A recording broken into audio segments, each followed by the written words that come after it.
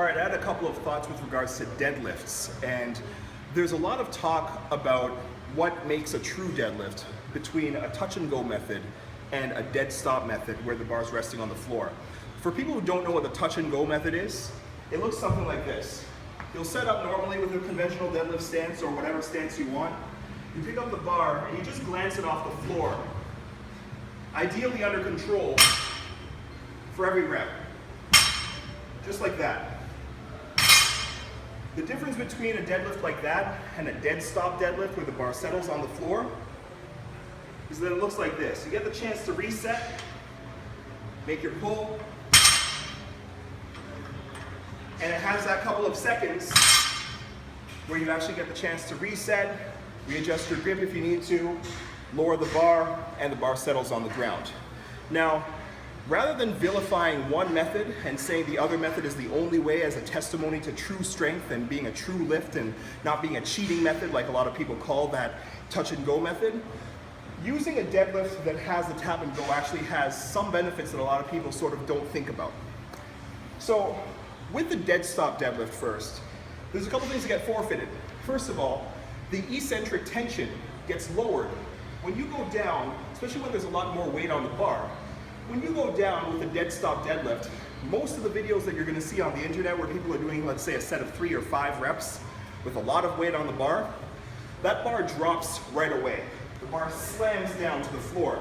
It's not really done under a whole lot of control or a lot of care for control when they lower the rep because they're only concerned with a concentric rep. Doesn't necessarily mean that the lifter drops the bar, but it travels down a lot faster than it would otherwise. So it would look like this. Make your pull.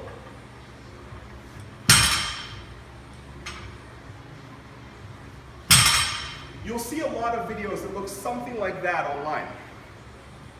Compare that to a deadlift with a tap and go method, and now you have to have a lot more of a mind for eccentric control as you go through that lowering phase of the lift.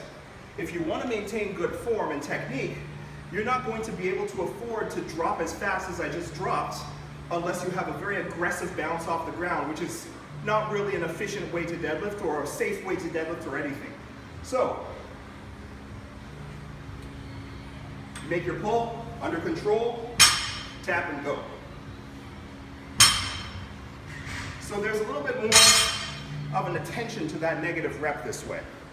As I said before, there's a benefit and a disadvantage of both styles, so each one sort of, it's 6 in one hand and half a dozen in the other in terms of what the benefits are and what the disadvantages are. And both should be really practiced. In the case of the tap and go method, why I like to use it with my clients, why I like to use it myself personally as well, just as much as I use the dead stop method, is the fact that there's more than just the posterior chain that gets to work on both halves of the rep. With that, now we get more time under tension. We also get more grip strength that has to be involved for a longer period of time in one shot.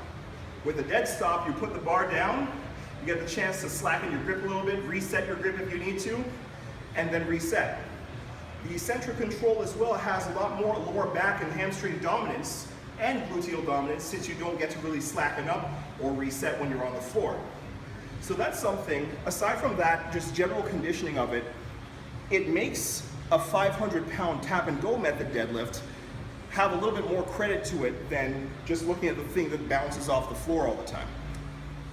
The dead stop deadlift still has its benefits as well, but it doesn't mean that you can't counter that with some good arguments for the touch and go.